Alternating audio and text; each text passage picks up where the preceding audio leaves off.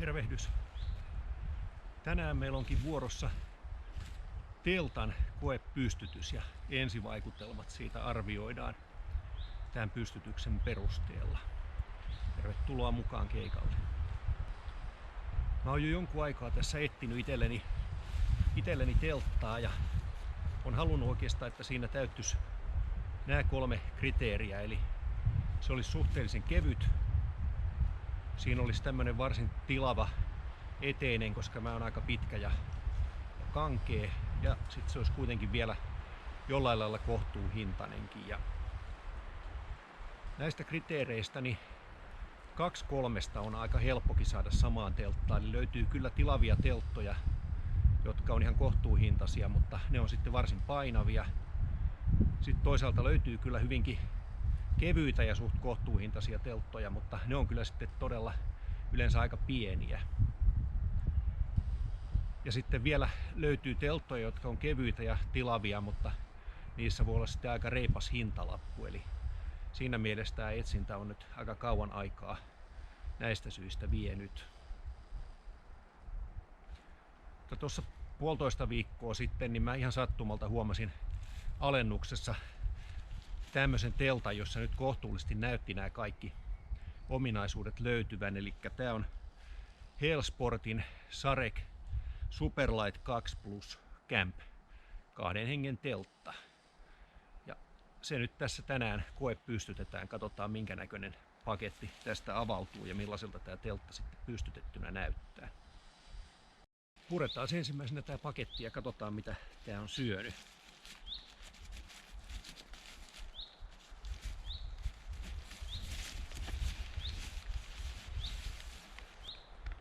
Täältä löytyy tämmönen ohut ohjevihkonen. Näkyy olevan Norja, Englanti ja Saksa nämä kielet, eli suomenkielistä ohjetta ei tässä mukana tullut.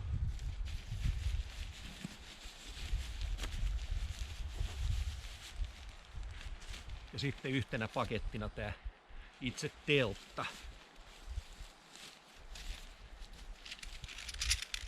Tässä on telttakiilat ja ilmeisesti myös jonkunnäköinen korjaussarja. Ja sitten täältä löytyy omassa pussissaan nämä teltan kaaret.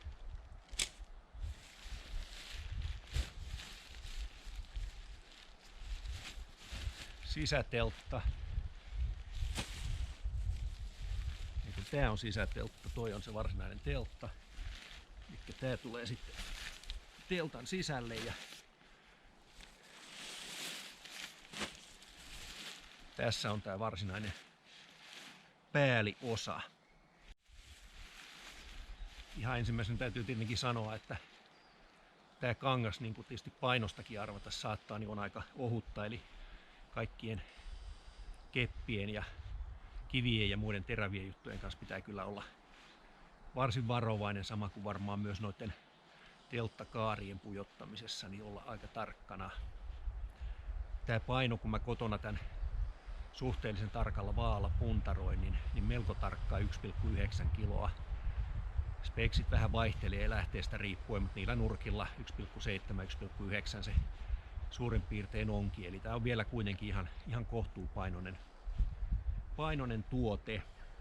Mä rupeen tätä tähän levittelemään ja sitten sen jälkeen on vuorossa nuo kaaret. Eipä noissa ohjeissa mitään erityisen kummallista ollut, aika suoraviivaiselta se ainakin paperilla vaikutti.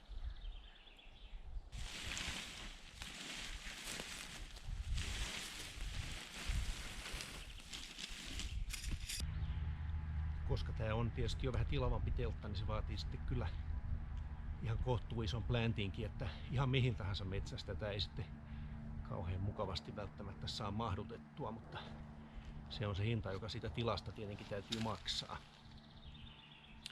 Seuraavaksi pitää ujuttaa nämä kaaret tonne omille paikoilleen.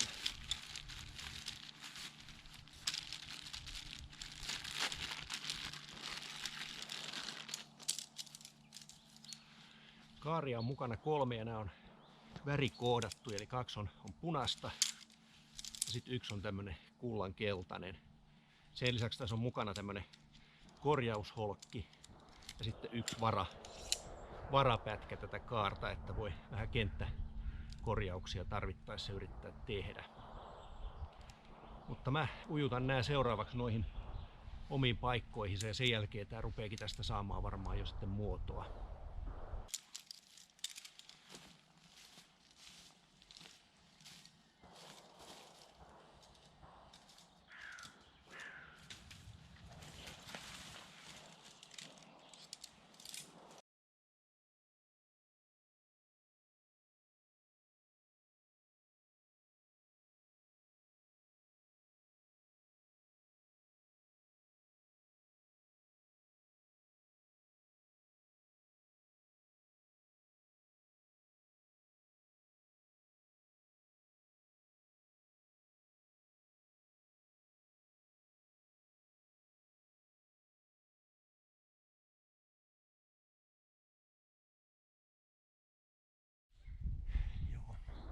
Nämä kaaret, eritoten tuo ensimmäinen, niin mennessä kyllä pikkasen pistää vastaan, että sanotaan näin, että en suosittele ensimmäiseksi pystytyskerraksi sellaista, että on pimeässä sateessa ja kovassa nälässä, koska silloin on kyllä tosi hyvät mahdollisuudet saada tämä kangas puhki ihan heti ensimmäisellä kerralla, kun vähän hermostuu ja tunkee sitä sinne väkisin. Että kyllä se täytyy aika paljon houkutella tuolta toisesta päästä, että se sinne suostuu menemään.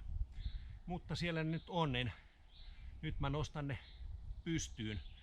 Näissä oli tosiaan ihan hyvät värikoodaukset myös täällä lähtöpäässä, eli siinä mielessä ei tarvi arpoa, että mikä kaari mihinkäkin tuli. Että täällä 2 punaista ja tuolla jalkopäässä sitten keltainen merkki löytyy hyvin kyllä siinä mielessä hämärässäkin otsalampun valossa. Tuolla on semmonen sukka, mihin toi toinen pää menee, ja täällä on sitten muovikuppi, niin katsotaan, nousisiko tää tästä ylös.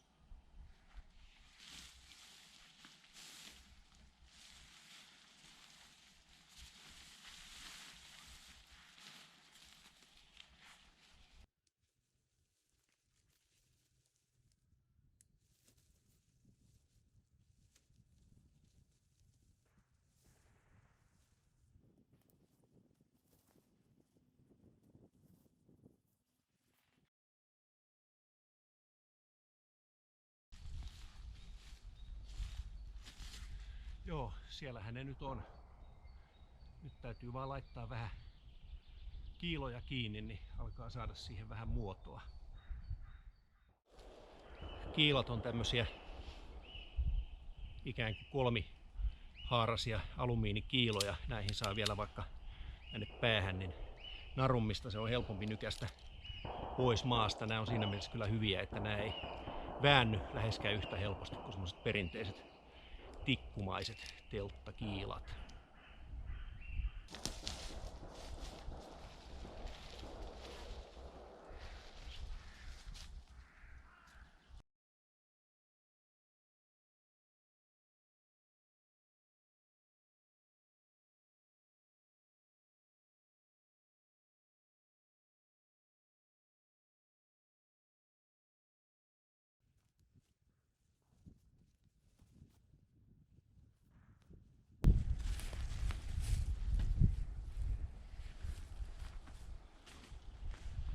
Noin. Nyt se rupeaa jo näyttää ihan teltalta. Mä kiristelen sitä vähän tuohon paikalleen ja sitten ruvetaan sisätelttahommiin. Ei se nyt ole mitenkään vimosen päälle pingotettu, mutta ei nyt tarvikaan, kun en mä ole tähän nyt jäämässä yöpymään. Et riittää, että siitä saa sen hahmon.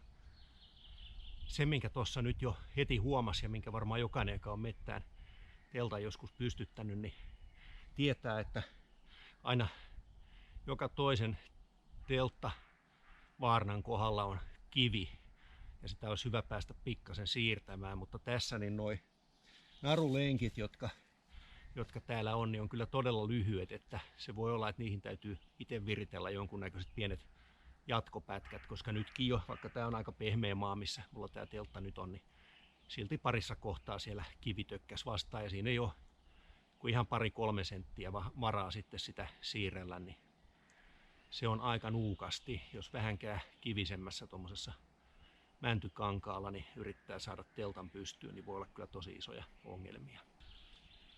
Tuulisempia oloja varten niin noiden helmakiinnitysten lisäksi tässä on vielä sitten tämmöiset lisäkiristyspisteet, millä tätä kangasta voi pingottaa lisää. Nämä on varmaan ihan hyvät, jos on ennustettavissa vähänkään kovempaa tuulta tai haluaa jo ihan sateenkin takia niin pingottaa vielä paremmin tämän telttakankaan, niin noilla se kyllä varmasti onnistuu. Mä nyt vedän nekin tässä kiinni, niin nähdäänpähän miltä se sitten näyttää.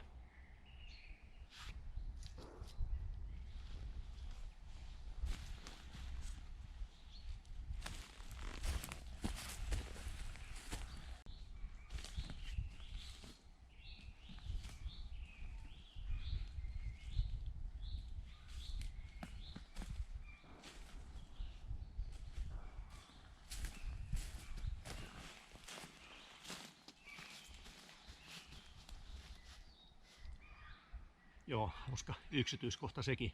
Noita kiinnityspisteitä olisi 6, mutta vaan 4 oli nuo kiilat mukana. Eli en nyt tiedä, onko se nyt ihan tarkoituksenmukaista säästää niissä 2 kiilassa, mutta mulla on kyllä noita samoja, kun mä oon Tarpissa käyttänyt täsmälleen noita samoja Hellsportin kiiloja, että ei se nyt itselle ole mikään ongelma, mutta vähän ehkä koomista, että tossa on sitten vielä pitänyt muutama euro ja muutama gramma säästää. Kurkataanpa tosta sitten sisälle.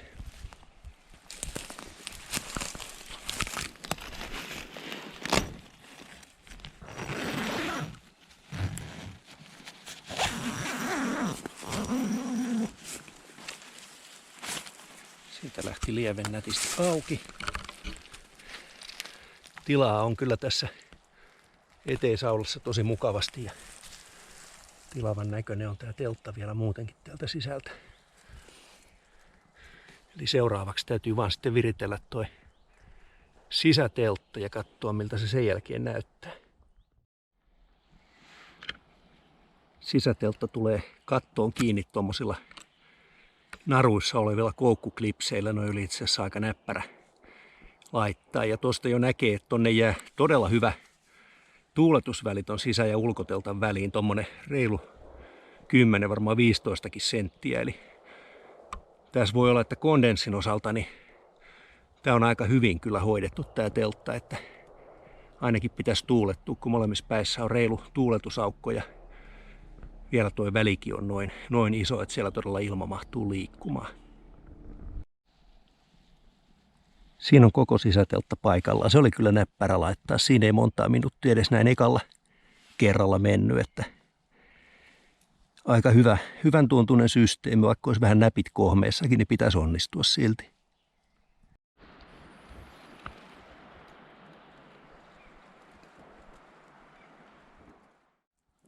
Yksi ominaisuus, mikä tästä vielä näköjään löytyy, niin on tämmöinen lisätuuletus täällä helmassa. Eli täältä kun avaa ton pikalukon, niin tämän voi rullata tämän liepeen ylös ja lukita tänne, niin sitten täältä altakin vielä mahtuu ilma vaihtumaan, niin se varmasti lisää, jos täältä suunnasta tuulee, niin tuuletusta vielä aika reippaasti.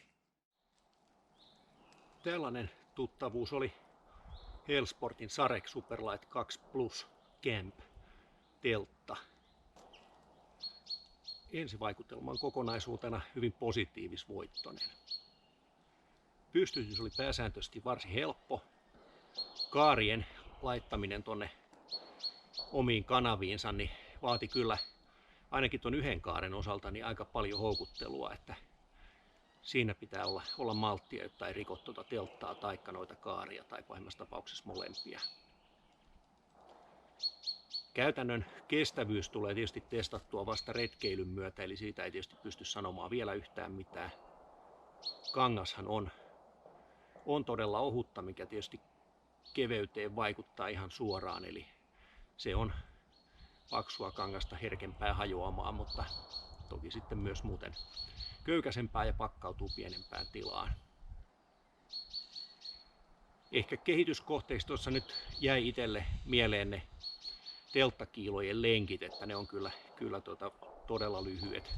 Niihin varmaan tulee saman tien laitettua tai ainakin otettua mukaan muutamia tuommoisia paracord-lenkkejä, että voi edes tarvittaessa sitten hakea vähän sitä paikkaa, mihin se uppoaa. Että ne on kuitenkin syytä saada aika hyvin kiinni.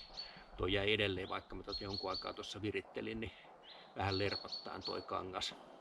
Ja pari lisäkiilaa varmaan nyt sitten tulee otettua mukaan sieltä tarpin paketista, jotta tarvittaessa saa noin 2 viimeistäkin lisäkiristintä vielä tuosta ovien suista kiinni. Tilaa on, niin kuin toivoinkin tuossa, mä mahdun kohtuu hyvin pyörimään, tietenkään nyt seisomaan, mutta kyykkimään ja istumaan tuossa eteistilassa ihan mukavasti, ja silti siihen mahtuu vielä parin ihmisen retkikamat sateen suojaan, ja sisäteltta on hyvin tilava, eli lukeminen ja riisuminen onnistuu siellä meikäläiseltä varmaan ihan kohtuullisesti. Tällaiset ensivaikutelmat. Toivottavasti saitte tästä jotain hyödyllistä infoa ja palaillaan taas uusien luontohetkivideoiden parissa. Ei muuta kuin morjens!